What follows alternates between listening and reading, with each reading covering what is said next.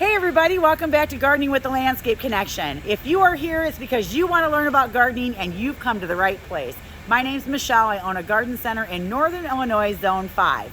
Today we are going to talk about petunias and calibrachoas and petrocals. Let's see what those are. Now, if this is your first time here, welcome. I am so glad that you decided to join us. Make sure to subscribe down below if you like our videos and you want to learn more about gardening. Also, click that bell so that you know when our videos come out. If you are a returning person, welcome back. Also, I want to give a shout out to my dad. Hey Dad, I know that you're watching every episode that I make, and so I just wanted to give you a shout out. Joan, love you too. And don't forget those recipes I gave you to put in the ground. I'm sure down where you are at in St. Louis, it's warmer than it is here. So spring, here it comes and it goes, it comes and it goes. It can't decide if it wants to come or not. Last week it was in the 80s. This week it's in the 60s, and this weekend it's gonna drop even more. It's gonna be like in the low 40s, and then we've got some freezing temperatures over the weekend. I just can't catch a break this spring. It's just been up and down, and all over the place. But we are pushing through. So today, let's talk about the differences between the three plants, the petunias, the calibrachoas, and the petrocals, and how to use them, where to plant them, and what are the differences between them. So let's talk about petunias first. Okay, I got some nice yellow ones right here.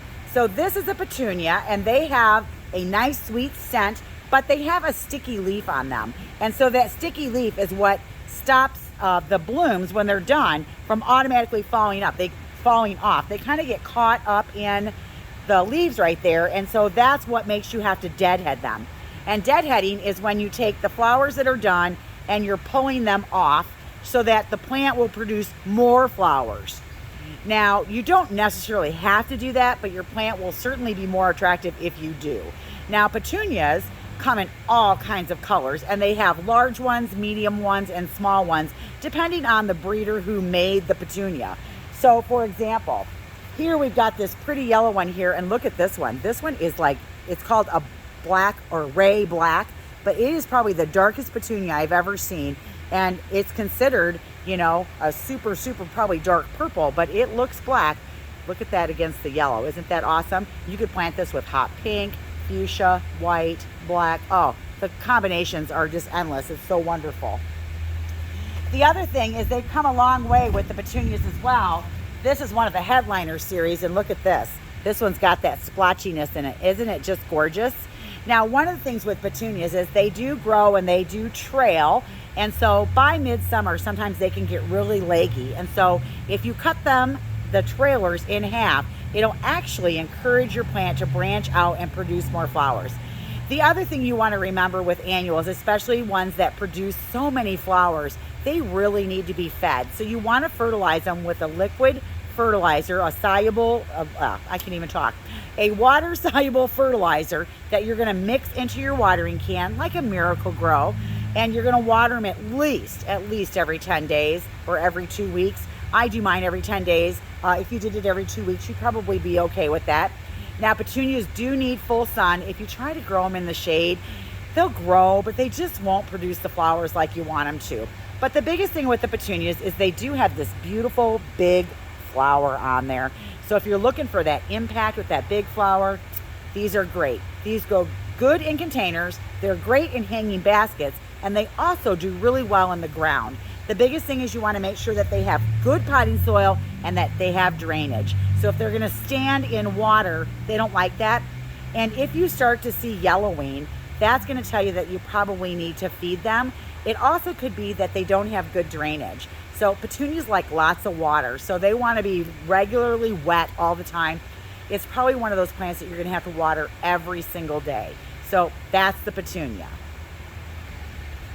Okay, now let's talk about calibrachoas. What's the difference? It looks like a petunia, but it's not a petunia. It's actually its own genus, and it's been around since the 90s. And so, long time ago, they thought these were petunias, and then they bumped them out into their own classification. And as you can see, the flowers are a lot smaller. Now, calibrachoas actually want to dry out a little bit in between waterings. And I know a lot of times you'll see calibrachoa recipes with petunia recipes, I have a hard time getting the two of these to like each other in the same pot because they really do have different watering requirements.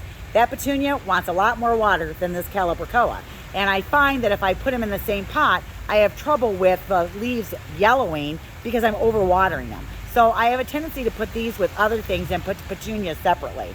Now, Calibrachoas need at least 6 hours of sun, and they can handle a little bit of light shade. These can also handle a light frost. So they are gonna have bloom power for a really super long time. Now again, pretty much everywhere these are going to be grown as an annual, but they can be a tender perennial in zones 9 through 11. The other thing is, because they produce so many flowers so fast, they're one of the other ones that has to be fed regularly, like every week or every 10 days or every 2 weeks at the least. So you want to make sure you're doing that. But they also have a lot of variegated ones as well. So that was my orange one. This one here is called Pink Splash. Isn't that gorgeous? So if you're not very good at putting colors together, you're not sure what to put in a pot, buy one that's multicolored, because there's your color scheme. Yellow and the fuchsia pink. And then you could maybe add white. But look at that. The color schemes are already made for you in the color choices if you pick one that has multiple colors. So that's the biggest difference between the Calibrachoa and the Petunia. Oh, the other thing is these are self-cleaning. And what that means is when they grow a flower, they don't have the sticky leaves that will trap that dead flower in there. So it's gonna push the flower off, and then it's gonna grow a new flower, so you don't have to go through and deadhead these. These are great in hanging baskets or pots. I don't have great luck with these in the ground. Maybe you do, but I don't. I have a tendency to keep these in containers. So that is the Calibrachoa. Okay, so now let's talk about the petrocal. What is it? So it's actually a cross between a Petunia and a Calibrachoa. And it's got all the great benefits of a Petunia in that it's got the large flowers, but it doesn't have the sticky leaves, so you don't have to deadhead it. So these started, I think they started testing them right around 2010.